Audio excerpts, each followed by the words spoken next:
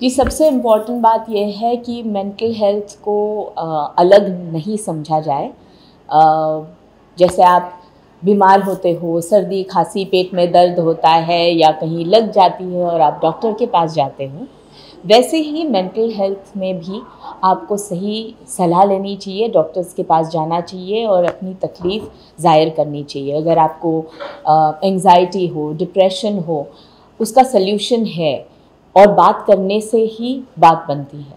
मैं आपसे जानना चाहेंगे, अगर हम मेंटल हेल्थ की बात करते हैं तो ज़्यादातर हमें यंग यूथ में ये देखने को मिलता है, तो आपकी क्या ओपिनियन है उनके तो जो कि लव हो या स्टडी हो या फ्रेंडशिप ऑल ऑफ में हर जगह हमें डिप्रेशन देखने को मिलता है, तो क्या कुछ कहना चाहेंगे आप? डिप्रेशन ये शब्द शायद पहले भी था, किसी को पता नहीं था कि ऐसी कोई चीज़ होती है।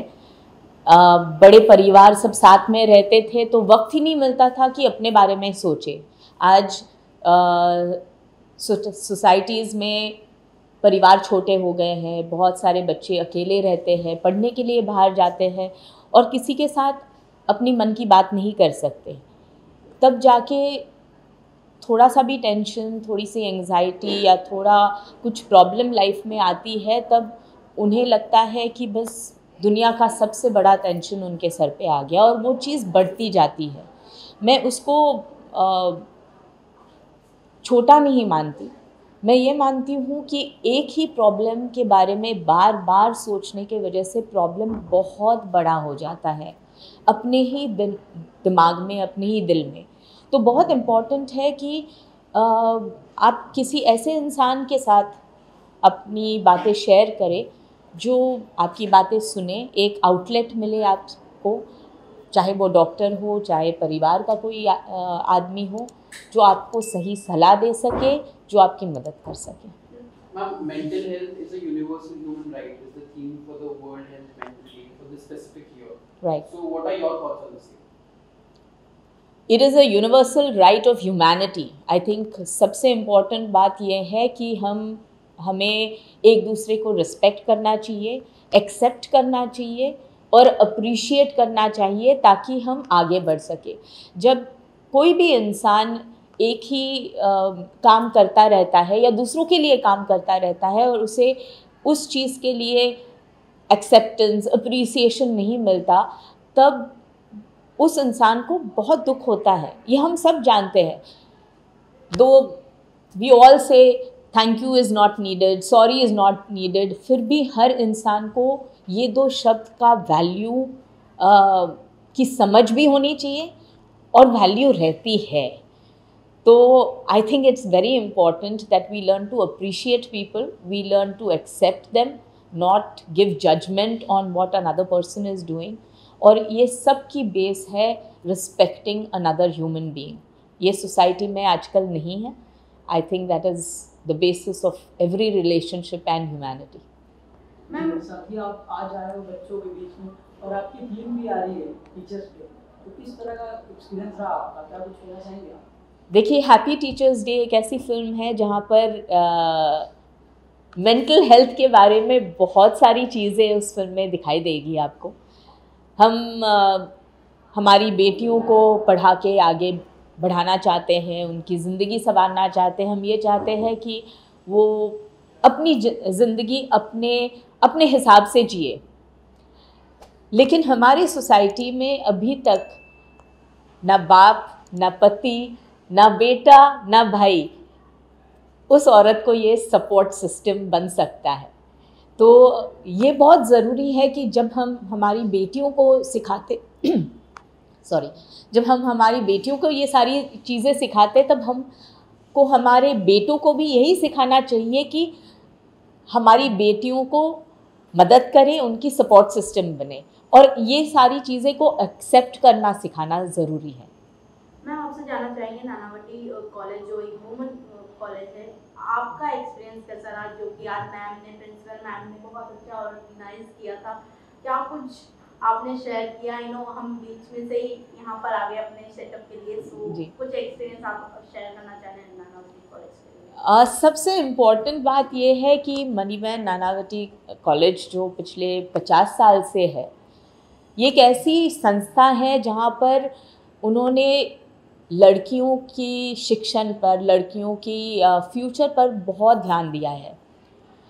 उन्होंने ये, मैं कहती हूँ ये कमिटमेंट किया है कि यहाँ से कोई भी लड़की बिना कुछ सीखे, बिना अपना फ्यूचर बढ़ाए यहाँ से कॉलेज से निकल नहीं सकती। यानी कि फाइनेंशियल कंस्ट्रेंट के कारण, या उसको फीस नहीं भर सकते, या कोई पेरेंट्स उसको अलाउ नहीं करते, ये सारी चीज़ें उनकी ज़िंदगी में ना रहे, ये रुकावट ना बने उनकी पढ़ाई के लिए, ये कॉलेज, ये यहाँ की संस्था, यहाँ के टीचर्स वो मेंटेन करती है, उनको हेल्प करती है, सपोर्ट करती है, बढ़ावा देती है। और यहाँ ये गारंटी है कि इस कॉलेज से हर कोई छात्रा जो निकले वो अपने लाइफ में कुछ ना कुछ अचीव करे। ये आई think this is the biggest dream that any institution can give a child.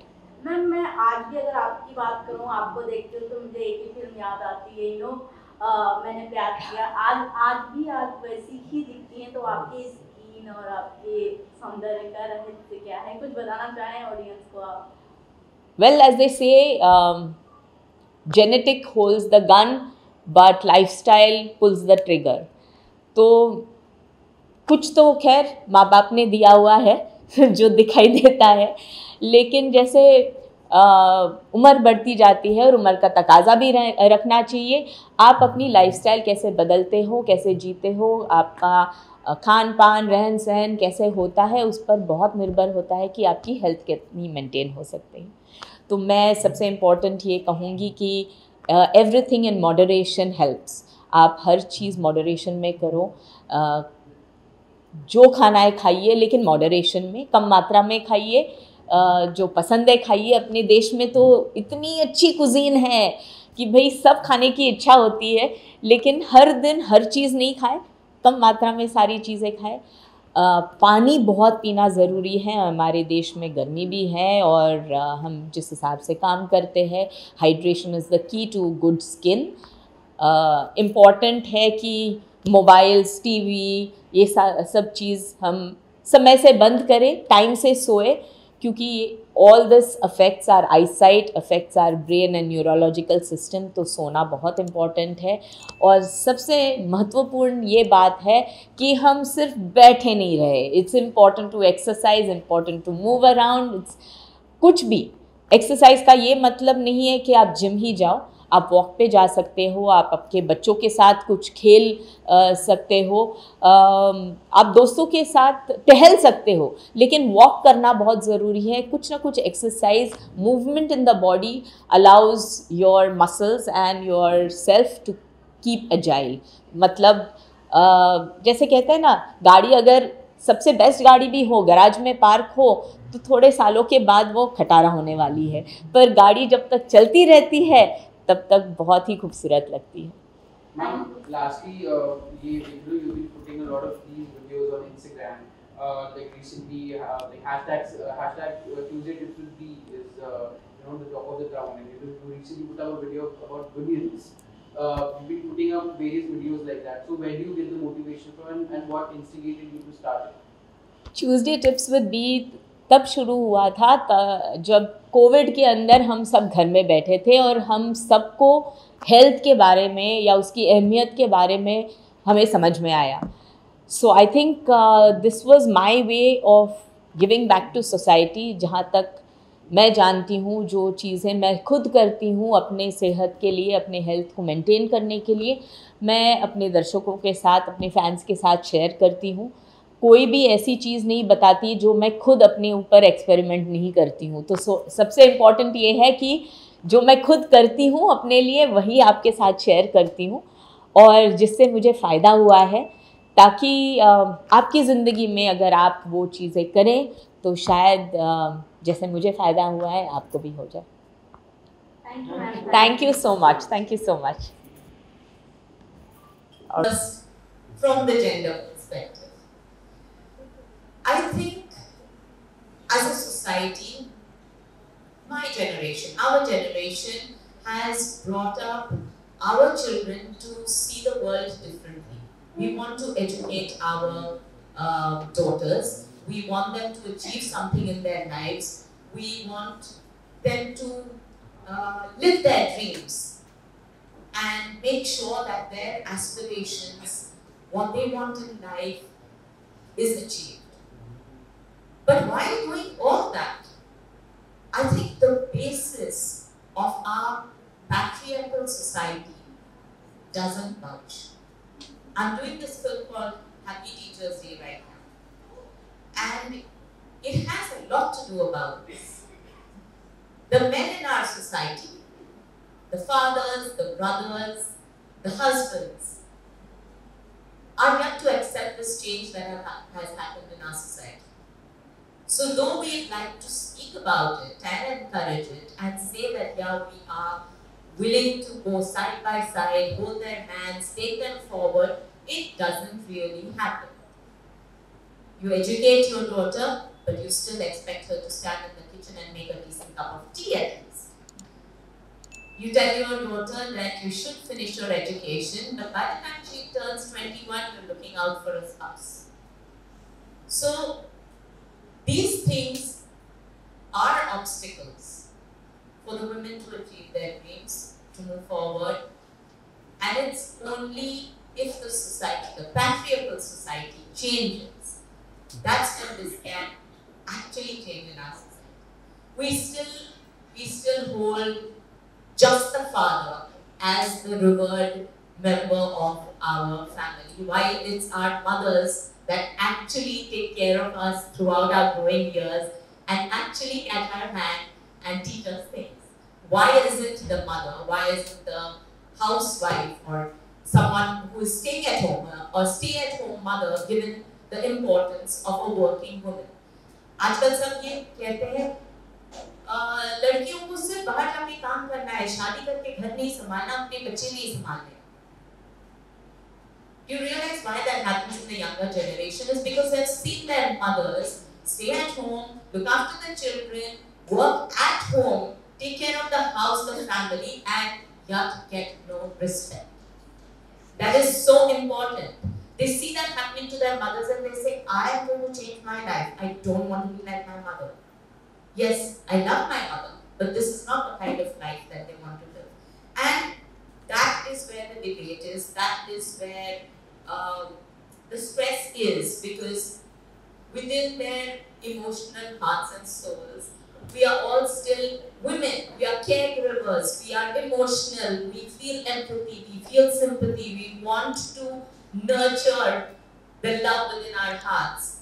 And yet, what the society shows us and what we see around us is that when we do that, we're not given the respect, we're not given the appreciation or the acceptance of the kind of input that we as women are given to make a house a home. So I think we all need to respect the homemakers first before we think about gender equality in our workspaces. Shall we begin that home?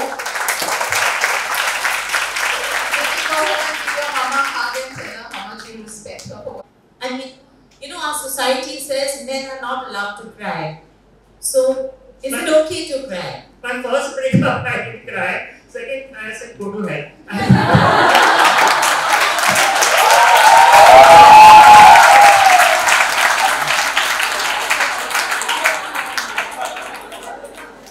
I was smarter second time. I said, no, I'm not dealing with this breakup, you know. So, then I took a pause. I said, okay, I'm not looking for men. If men are interested in me and if it's to happen, it will happen. Otherwise, I'll remain single, you know, no worries. Go with the flow kind of situation.